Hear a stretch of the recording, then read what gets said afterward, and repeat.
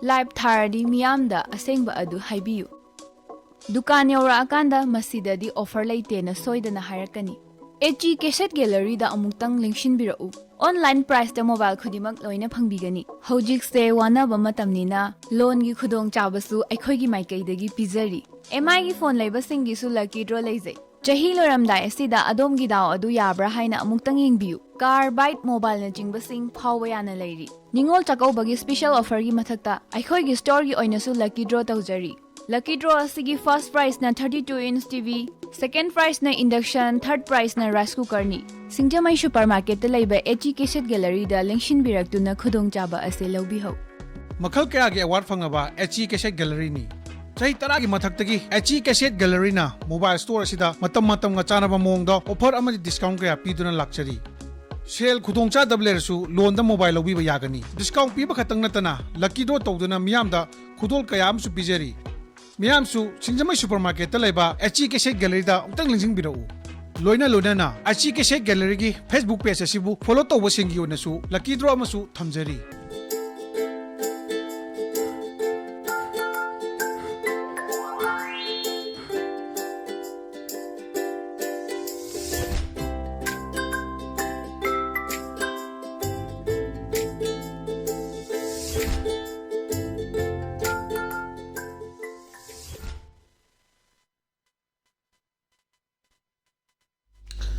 Good afternoon, Lily we get test of cartoon Mahao Ming Tiberius Maham Taramokari. Morning in fall of a power singy cartoon sing the cartoonist Nakari, Hanging Bakari, Fono and Bakari, Wakalan about the Miam, that's a donut comes again, and the locals against Sanga Express Otopani dies. Otopani the cartoon sing we are Pazaba, Quedi, Hazi, Case Lak, the Coca Man by was the way best starting. Man Bunny, Lady Kanagana Man, begin to the ISM Man, Bama PM Man, Bama Lady. And the PM Man was in a high. I say man was that Antanaka. Manipugi land the book of the Rigay. Cam Sinagre. I know Pambadu Tadrine, Sineva. Ada Sagi. I say man was in the Kume. My day sing na Pau Kawangam Danaba, Sintak again to make up Silak Balep tree. Popi Sukawa Loraga, Pambi Sinaba, Hidak Chini Higher. Yapazabas in the Pumaga Puriba ideas, I know Sibauta Wapum of the Pumdog 3 PM na. May matapa lagadi tum haiba adum phaba punba game tonaba matamnina khoju kara khokta jaba haita aduna sida haiduni hoji bawda lerebu issue sini nipi machani penete ne ke togyu matamdadi hekta hue and cry togna tawre adu gazik taruk angang pi ba thani pan da yaurga ha pharaga phabagi photo thagalamba hatlaga madu tamjina on neina hatlaga bora khawda hapchallaga turenda thadarak puja ji fawda wafam da phungdok tabdeba humanitarian ground da at least Mana PM or Gasu, Amagi favor, one at the humanitarian ground, a mother Madi, at least condemned to Toktabra, Madu Ude, cover the Sufung with Tengati. Adoni lays that Manung the plan of Matorabra at the Mana, in a palm with Tadri, Kaina, Damasina, Dorisini, symbol Gasu ye. I'm gonna hide a roga quiz when you put a pick Pazaga, but in a book, a Kaiba Tingai, but two guy, but to take by Am Tonava, Maton, the Resident. While Zungang was able to kiss a Laquimong the luxury. Lives yam the Rex Kalok Pudu, Pamakta game home, the Kali Bukana to Nakuna society, given a Tauriza Kainaga, Kalak Padum, York Sinati, Yam Nadum, Kayatari, Punin Halakpa, Wakan Halakpa. Other book, I want to hingadi, as it is informed the lady, Nakuna Kadi, preside credit, okay, having you a colon to Dani, Kasiakuna Sanga issues, Adani,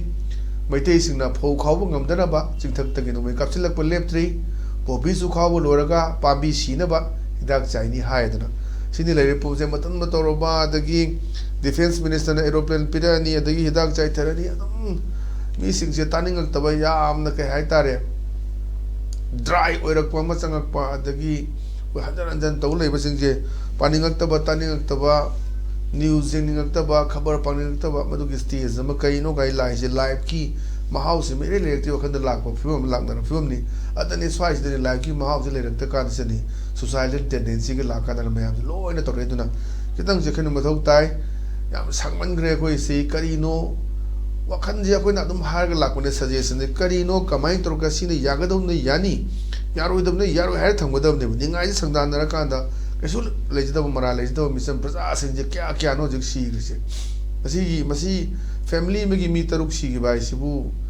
masi Manipur ki puari da dum yamna kai hai tare kano ma lehorani 2023 and 24 de ngasi dagi chei tara kun gi matung da madu gi lakadaba generation urgan os matam du dismain toram buroi na khuna punsigi punji chei kun kunthra mangai adu de hena ka su sang na pusin ngai ka su lei roi chare chinja thai ba chari ba thai ba adagi hawa nungsit ki chinjak thab da su chemical sinare ba thaina gi yam organic oi ba santi ut wai da na toroga tharak chinjak charak pudu ga si chemical mayam hapchan production yam na hena ba mai aduni swai sida misi yam da fed up orak ba yaw da na te aduna sai ba manipur lebe issue si samana plan torobra ka na ga sai gi ga bbs na khalak pa wakolon du magi cartoon sigi kuthang da thamak pa yam na fazaba wan tok leba cartoon ni haidana ai thamjege mathang da leisna sana leba ki loire dana haidana mari sanare al ne ka pham thadu haibusu kongai ni thadok pa yaro haibusu mayam ni haji tawri mayam se thadu on da loram ni ji timam thola ni akoi ge mele thadok pa ya giroi ma masan thadu ga machi santi pangadra loina mok thok lo bo loina mok thadu yai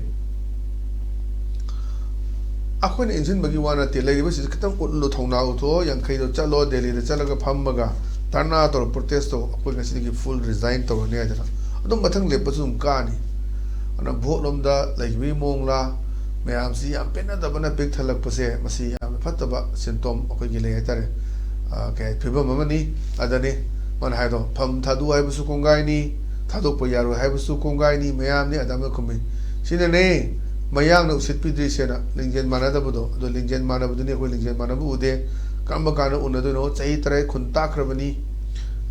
awana landarak tana madu gi matung chatna jaga jaga ra thai dana madu gi mu revolt to tana chai tare khunta pa ama mu darga odi bra hai bagi wahang si hangak pa matam do yo budu da ne to ne sai ne yam na fazaba do ni lingjen mana di hebi utpa cartoon ni sina utpa yam fazaba sisu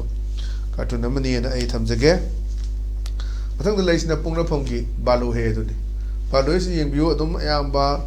cartoon ni se kogi si phaida chei ba mera pai bi ka mukna ba adu to ba yam ne yek pani sina kana man gi yeng biu memin ge direct palladi mu pha ba pun ba taw ni do sina muk kana mali ai sem man bani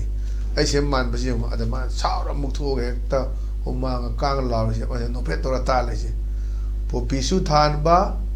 su afaspa leina namai bhom na landan bachra na chingbu yeng chelegi haire sena khoi matam da hai bodo dum nali na te dum yena gi ba ai gi hai gi bodo so akroni hai bang nei bule ni ching na mana panar ge tam na ina panaru hai na hara hora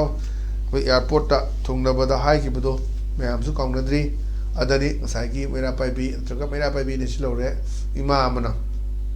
rai ngan bada ni po pisu than ba su afaspa leina nomai bom na landa han basira nang chingbu yeng nang na chingbu yeng silagi hai sirana ching chini kana na tam yeng chini do mayam khangna rabani aine explain to daga su explain yam toroga su mi se titang hai su asoi ba hai se yam saugan bani adu achum bangang bu su sau bani aduna yam na kana hai roga su sauna ba khona ba madu su phatta ba khedang aduna ni aduna sai sidani mang dum sing panage aina tam panu hai re na yam nungai na khoi ya pada tam gi bu ning jengai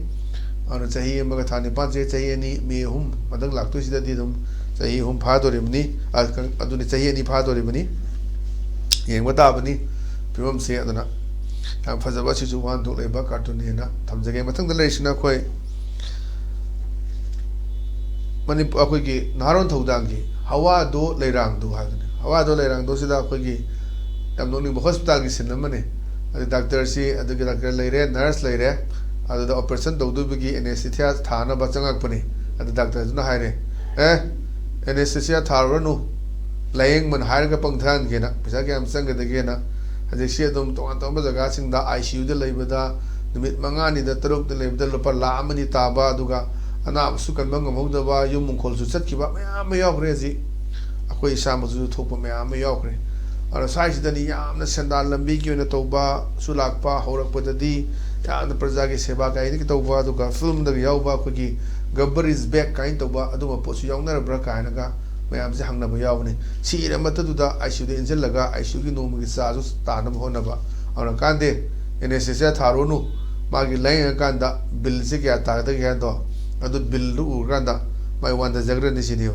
yam phajaba nok su ning ba du ga piri ba athadi yam na ji lai man gi kari gi to je चंगू हेक चंगू hospital private hospital चंगूदा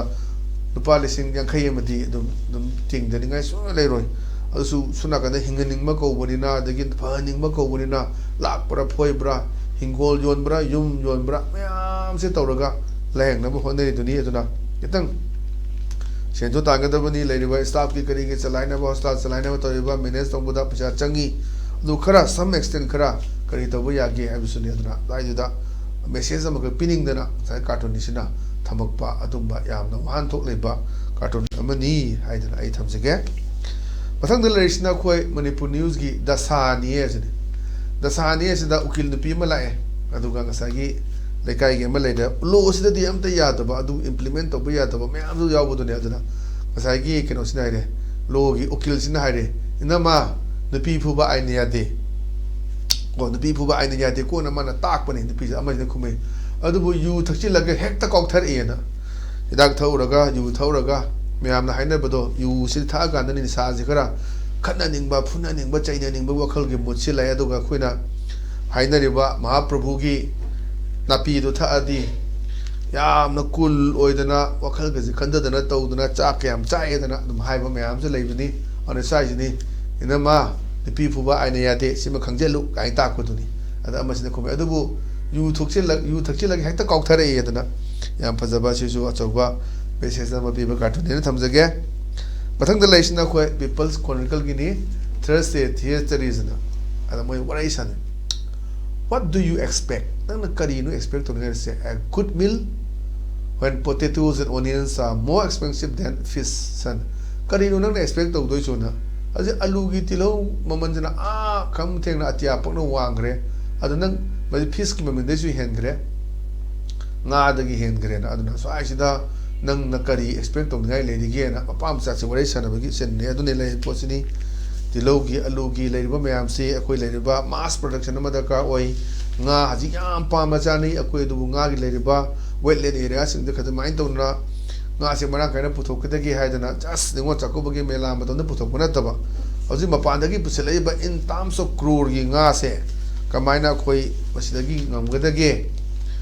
fresh तो ओय बस देदा नुमितरे Nipani formalin हापगा लाकाना मरु चारगा होंगेना हराव कांगबुसु lemony सोना कंदा लोकल की फ्रेंग फ्रेंग जोंबदु केजी द चहुम पिबदा तांगे सोना कंदा 50 100 पिबा पटलबा चाबसु केम कानरोइदबा चिंद खक महाव हावन बदु चारिबनेबा अदुनी मदुसु कोई खननेगा ओबा लेगांगसु करी तोरकाना कोई गागी प्रोडक्शन ने पुथोकनी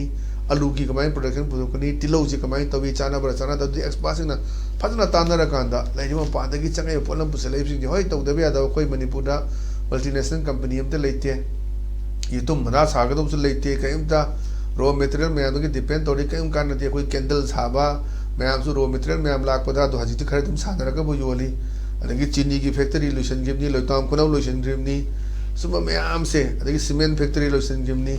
कमाइन तौगदगे तो खना मतम दुनी अदन साइजनी आलू न तिलो की ममनसिना आन अतियापक यावरे nga द पुगी हेले से नंग न करी एक्सपेक्ट तो ngai लेरिगे ना मपासना मसा लंगांग भाजी लेरिबा Manipur issue C यावना फजना टिपिक तौरगा थमकपा cartoon knee हाइदना थमजगे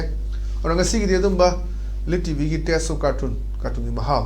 matanga solution jere meng tabiri bu singbo mo kana khurum jebgolo na kaidina be thangi jeri pineberisi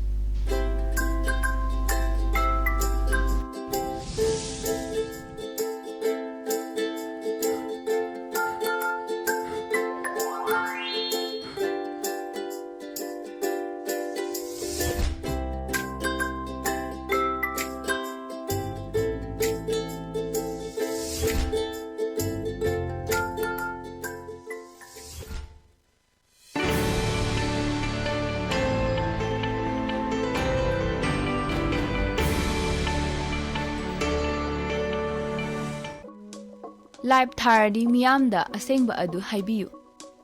दुकान यौरा अकांदा मसीददी ऑफर लेतेना सोइदना हायरकनी एची कैसेट गैलरी दा अमुक्तंग लिंक्शिन बिरउ ऑनलाइन प्राइस दा मोबाइल खुदिमक लोइना फंगबिगनी हौजिक से वानाबा मतमनिना लोन गी खुदोंग चाबसु अखोइगी माइकैदगी पिजरी एमआई गी फोन लेबसिंगी सु लकी ड्रॉ लेजे चही लोरमदाय असिदा अदोमगी दाव अदु याब्रा हाइना अमुक्तंग यिंगबियु कार बाइट मोबाइल ना चिंगबसिंग फावबा याना लेरी निंगोल चकौबगी स्पेशल ऑफर गी मथक्ता अखोइगी स्टोर गी ओइनासु लकी ड्रॉ तौजरी लकी ड्रॉ असिगी फर्स्ट प्राइस ना 32 inch TV Second prize na induction, third prize na rice cooker ni. Singjamay supermarket ta laiba HG Cassette Gallery da lengshin biraktuna khudong chaba ase lawbihau. Makhal kaya ge award fangaba HG Cassette Gallery ni.